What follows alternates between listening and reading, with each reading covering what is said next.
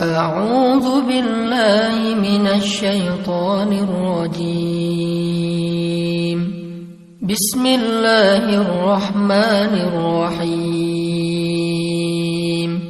Dari orang ke kita, syarhus sadar. Secara syarhus sadar, lapang dada gimana? Husnuzon. Dan ini nggak bisa sekaligus, teman-teman, saya juga masih belajar husnuzon. Oh mungkin. Iltamis li akhika alfa uzrin. Cari 1000 alasan buat saudara kamu. Kalau nggak bisa gitu minimal cuek. Arti cuek nggak usah dipikirin. Nggak usah dibahas. Kadang-kadang ngebahas satu masalah sebetulnya cara lain buat setan untuk bikin kita nggak pernah bisa selesai dengan masalah itu. Terus aja dibikin berlarut-larut. Kayak ada teman kita habis ada masalah sama temannya yang lain. Nggak usah dibahas sama kita. Kemarin gimana masalahnya, udah beres? Jangan ditanya, udah aja lupain. Begitu kita tanya dia akan bilang lagi, ya tuh nggak apa kemarin dia masih ngomongin saya. Oh gitu, terus kita pancing-pancing lagi tuh. Harapannya apa? Niat kita pengen empati, padahal itu bukan empati tuh. Pengennya kita berpihak sama dia, itu nggak berpihak. Tahu nggak apa arti namimah atau mengadu domba? Kata Nabi, la yadkhulul jannah an-nammam. Nggak akan masuk surga orang yang suka mengadu domba. Nggak akan masuk surga. Nah, adu domba itu ada 2, teman-teman. Ada adu domba orang yang memang jahat, ada adu dombanya orang soleh. Orang soleh juga bisa mengadu domba. Gimana caranya? Kalau orang yang nggak soleh mengadu domba, dia sengaja membuat fitnah di antara 2 orang sehingga mereka jadi baperan, jadi putus silaturahim. Ini nggak soleh. Insya Allah kita nggak akan kayak gitu. Saya yakin nggak ada niat kita ngadu domba orang. Tapi kita mungkin banget terjebak di adu domba yang kedua. Adu dombanya orang soleh nih. Gimana ngadu dombanya? Nih saya kasih contoh. Si A ngomongin si B di depan kita. Tapi nggak sampai kan ke si B. Kita yang dengar, si B nggak dengar. Misalnya kayak dia lagi ngejapri kita, yo dia gini. Kita kan yang tahu. Terus kita capture, kita forward ke si B. Ini aku bukan mau manas-manasin ya, tapi ini cara jawabnya gimana nih, dia ngomong kayak gini tentang kamu. Kita capture, sakit hatilah si B. Oh ternyata dia ngomongin saya di belakang. Itu perumpamaannya kata para ulama, si A manah si B, tapi gak kena, anak panahnya jatuh di lantai. Kita ambil, kita tusuk ke dadanya sambil kita katakan ini bukan dari saya, dari dia loh ya. Nih. Kayak gitu analoginya. Itu namimahnya orang soleh. Adu dombanya orang soleh.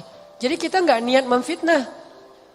Kita niat pengen menyampaikan kebenaran, kita lagi empati, pengen tabayun. Gak usah tabayun kepada korban, tabayunnya kepada pelaku. Apa bukti kamu ngomong kayak gitu? Gitu, nanya ke pelaku. Jangan, bener nggak yang dia omongin? Jangan, salah nih.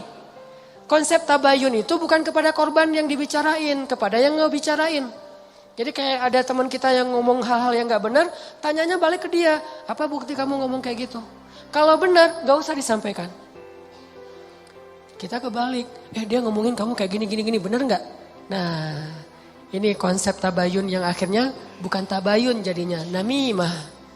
Udah jatuh tuh anak panah di lantai, kita ambil, kita tusuk. Ini bukan dari saya ya, dari dia. Dia terus ketusuk, makasih ya kamu udah nyampain anak panah ini ke saya. Dia emang gak bener nih orangnya. Padahal yang nusuk bukan dia loh, orang ini nih.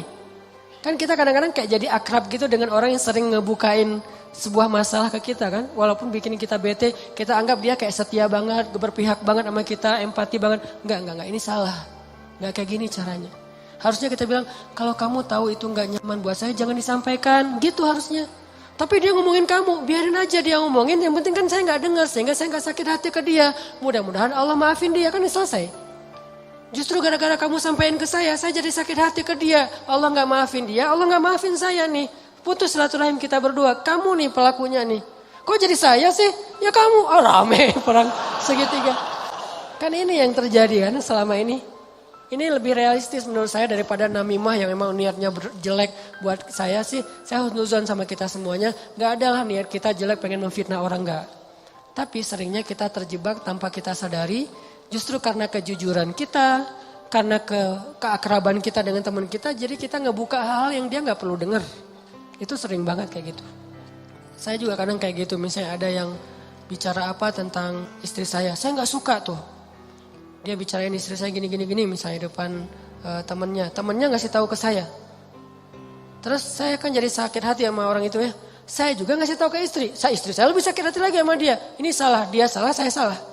Harusnya saya diem aja. Papa udah tahu kan masalah ini, kenapa gak ngasih tahu ke mama?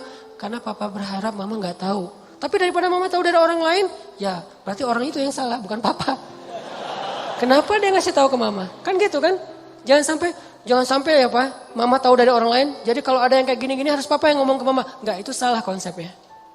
Enggak boleh kita menyampaikan sebuah informasi walaupun benar, apalagi belum tentu benar. Walaupun benar kepada orang yang kalau dia dengar dia akan sakit hati atau sedih, enggak boleh. Diamin aja. Kalau ada hal yang enggak benar, kita yang mengklarifikasi. Enggak kayak gitu. Saya kenal dia gitu.